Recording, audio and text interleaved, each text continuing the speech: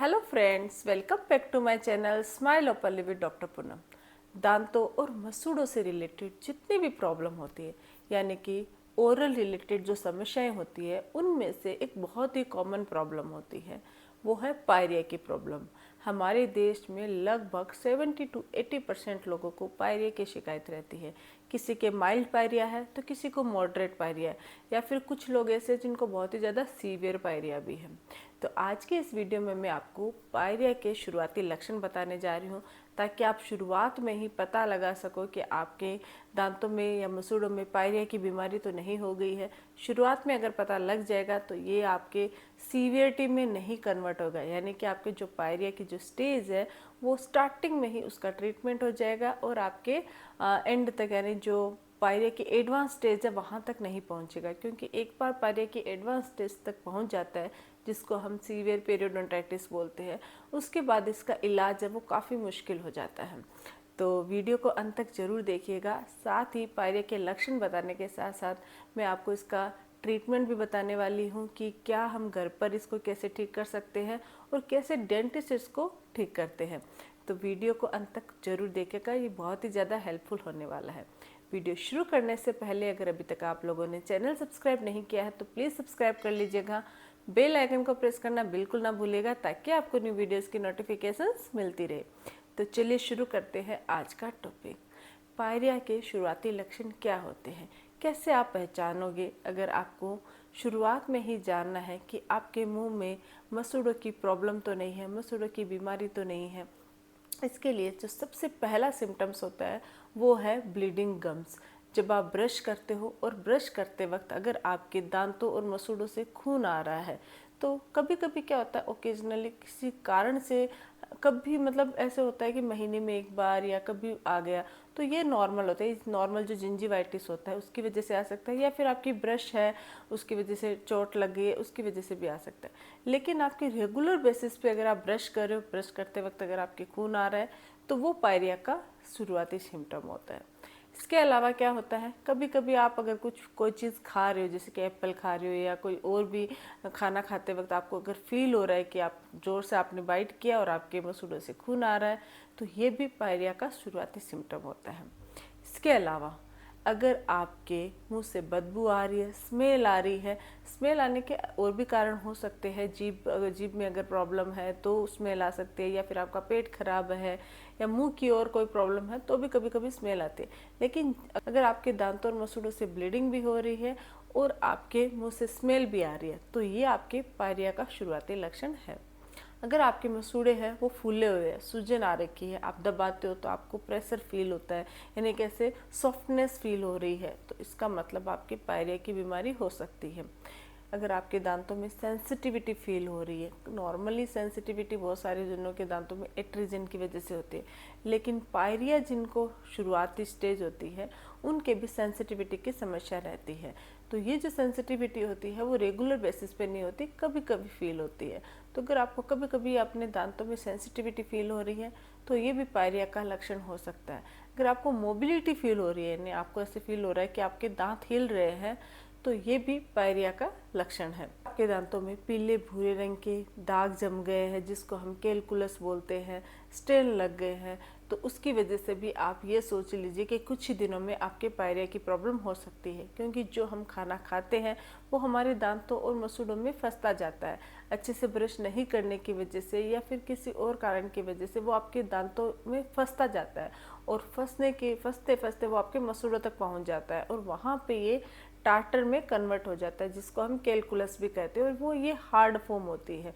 तो धीरे धीरे ये आपके गम्स को तोड़ता जाता है और फिर आपके पायरिया की शुरुआती जो प्रॉब्लम होती है वो शुरू हो जाती है। तो अगर आपके टार्टर जमा हो रखा है, ज़्यादा मात्रा में आपको फील हो रहा है, तो ये भी आपके पायरिया होने का संकेत है। तो इनमें से अगर आपको कोई भी शुरुआती लक्षण नज़र आ रहा है तो आप तुरंत डेंटिस्ट के पास जाइए और अपने दांतों का चेकअप करवाइए। अगर आपके माइल्ड पायरिया है, माइल्ड टू मॉडरेट पायरिया है, तो डेंटिस्ट बहुत इजीली आपका इलाज कर देंगे। न इसमें दर्द होता है इसके ट्रीटमेंट में, और न ही आपको बहुत ज़्यादा कोई प्रॉब्लम होने वाली है।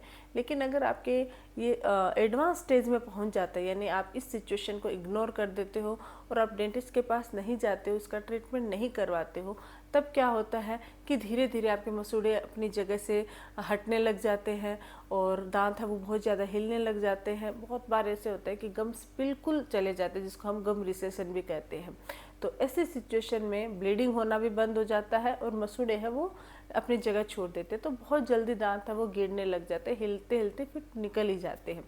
तो ऐसी सिचुएशन में आपको पहुंचने ही नहीं देना है, क्योंकि इस सिचुएशन में इसका ट्रीटमेंट होना काफ़ी मुश्किल हो जाता है। सर्जरी या फिर मतलब बहुत सारी ऐसी चीज़ें होती है, उनके मदद से वो ट्रीट होता है। तो आपको वहाँ तक नहीं पहुँचना, आपको शुरुआत में ही पता लगा कि इसका ट्रीटमेंट करना है। तो अब ये जानते हैं कि इसका क्या ट्रीटमेंट होना है। मैं आपको सबसे पहले डेंटिस्ट क्या ट्रीटमेंट करते हैं वो बताने वाली हूँ, उसके बाद कुछ घरेलू इलाज भी बताने वाली हूँ। तो अगर डेंटिस्ट क्या ट्रीटमेंट करते हैं वो जानते हैं। अगर आपके दांतों और मसूड़ों से खून आता है, मुंह से स्मेल आती है, तो डेंटिस्ट सबसे पहले आपका डायग्नोसिस करेंगे। वो चेक करेंगे कि आपको पायरिया की समस्या है या नहीं है। अगर आपके पायरिया पॉजिटिव है तो सबसे पहला जो ट्रीटमेंट होता है वो है दांतों की सफाई करना, यानी कि डेंटल स्केलिंग की जाती है। ये स्केलिंग वो हैंड स्केलिंग भी होती है और मशीन के द्वारा अल्ट्रासोनिक स्केलिंग भी होती है। ज़्यादातर डेंटिस्ट अल्ट्रासोनिक स्केलिंग ही करते हैं।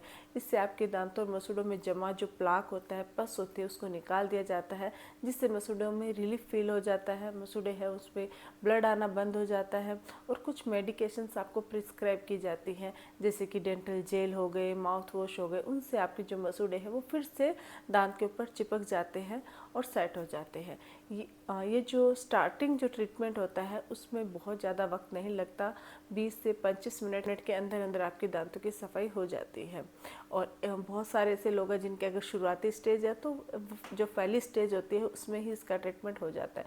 लेकिन अगर एडवांस स्टेज में पहुंच जाते हैं तो फिर आपके 2 या 3 विजिट आपको इसका ट्रीटमेंट करवाना पड़ता है।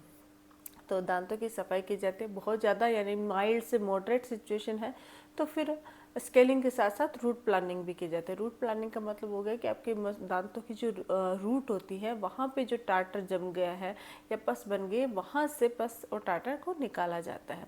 तो इस तरीके से इसका ट्रीटमेंट होता है। ट्रीटमेंट, बहुत सारे लोग स्केलिंग से डरते हैं कि स्केलिंग करवाने से दांत ढीले पड़ जाते हैं, दांतों में प्रॉब्लम होती है। तो ऐसा बिल्कुल भी नहीं होता है। अगर आपकी पायरिया पॉजिटिव, आपको लक्षण दिखाई दे रहे हैं तो आप तुरंत डेंटिस्ट के पास जाइए और इसका स्केलिंग करवाइए, इसका ट्रीटमेंट करवाइए। इससे कोई भी आपके दांतों को नुकसान नहीं होता है, इससे आपको बेनिफिट ही होता है। अब जानते हैं कि घर पर इसका क्या इलाज कर सकते हैं। देखिए, अगर आपके माइल्ड बहुत कम पायरिया है तो आप इसको घर पर भी ठीक कर सकते हो। और अगर आपके माइल्ड टू मॉडरेट है और आप डेंटिस्ट के पास जाके स्केलिंग करवा लेते हो तो उसके बाद अगर आप घरेलू इलाज करते हो तो इससे एक तो ये बेनिफिट होता है कि आगे जो कभी पायरिया होने वाला है उससे आप बच सकते हो। दूसरा, आपकी किसी मतलब दोबारा आपको, नहीं तो क्या होता है 3 to 6 मंथ्स का डॉक्टर टाइम देते हैं कि दोबारा आप एक बार क्लीनिंग करवा लो। लेकिन अगर आप होम रेमेडी करते हो तो आपको दोबारा स्केलिंग करवाने की ज़रूरत नहीं पड़ेगी। होम रेमेडी में आप क्या क्या कर सकते हो।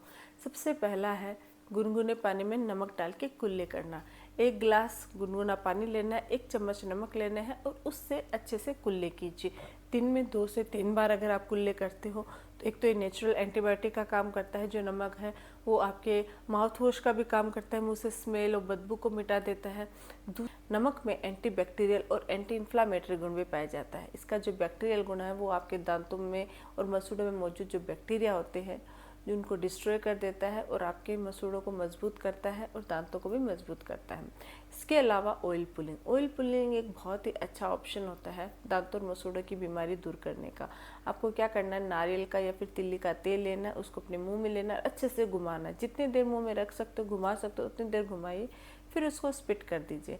थोड़ा सा तेल फिर लीजिए, फिर उसको स्पिट कर दीजिए। ये जो प्रोसेस है आप कम से कम 10 मिनट तक कीजिए। ऑयल पुलिंग करने से भी आपके पायरिया की जो समस्या है वो दूर होती है। साथ ही आपको ब्रश हमेशा सॉफ्ट ब्रिस्टर वाला ब्रश से करना है और दांतों की यानी कि आपके जो मसूड़े हैं उनकी आपको मसाज करनी है। मसाज के लिए आप नारियल का तेल ले सकते हो या फिर जो भी डेंटल जेल आपको डॉक्टर ने प्रिस्क्राइब किया उससे आप अपने मसूड़ों को up to down, down to up अच्छे से मसाज करना है। ये चीज़ें करके आप अपने मसूड़ों की प्रॉब्लम या जो पायरिया की जो शुरुआती प्रॉब्लम है उसको घर पर ही रोक सकते हो। मैंने पायरिया की घरेलू ट्रीटमेंट पे और भी वीडियो बना रखा है, क्योंकि अगर उसमें मैं सारी चीज़ें बताने जाऊंगी तो ये वीडियो काफ़ी लंबा हो जाएगा। तो अगर आपको वो वाला वीडियो देखना है तो आप आई बटन पे क्लिक करके पायरिया के घरेलू इलाज पे वीडियो देख सकते हो।